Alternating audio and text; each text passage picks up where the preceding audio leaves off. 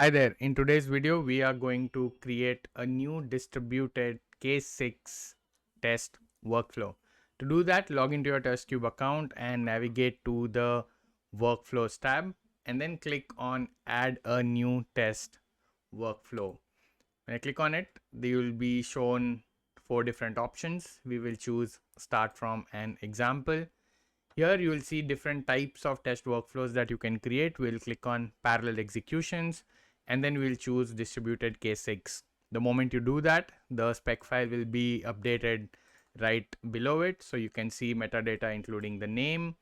There's also the spec which basically defines the configuration values. So we define the default duration to be 5 seconds, number of virtual users to be 10, the number of workers to be 3, and obviously provide the path to the test. After that, we define the step to actually execute the test, and that is where we define that it is a parallel test. We define the count of workers and then obviously various environment parameters that are required.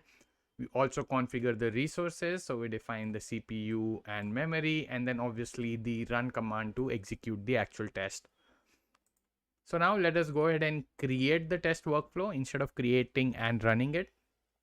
Now once this is ready, it will ask you to trigger your first run. To do this, we will click on this button, and now you see that it asks me whether do you want to provide certain parameters or not. So in this case, what Testkube does is that whatever value you provide here, it will override the values that were provided while we were creating the test workflow.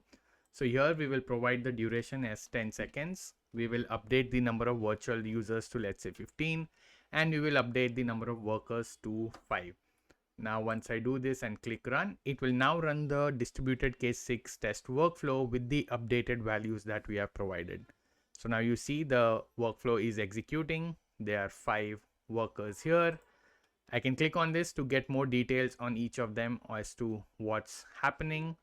And once the execution is completed, you will see that the status will be updated. So right now you see that it is actually executing the test command, and now the tests have completed execution, and you see one by one the status is updated as well. To view the logs, I can click on the artifacts tab, and here if I expand this, you will see 5 folders for each of the workers.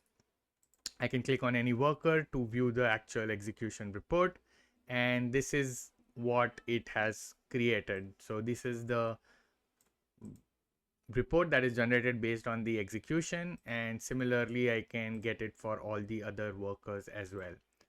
So that's about it in this video, and that's how you create a distributed K6 test workflow using Testkube.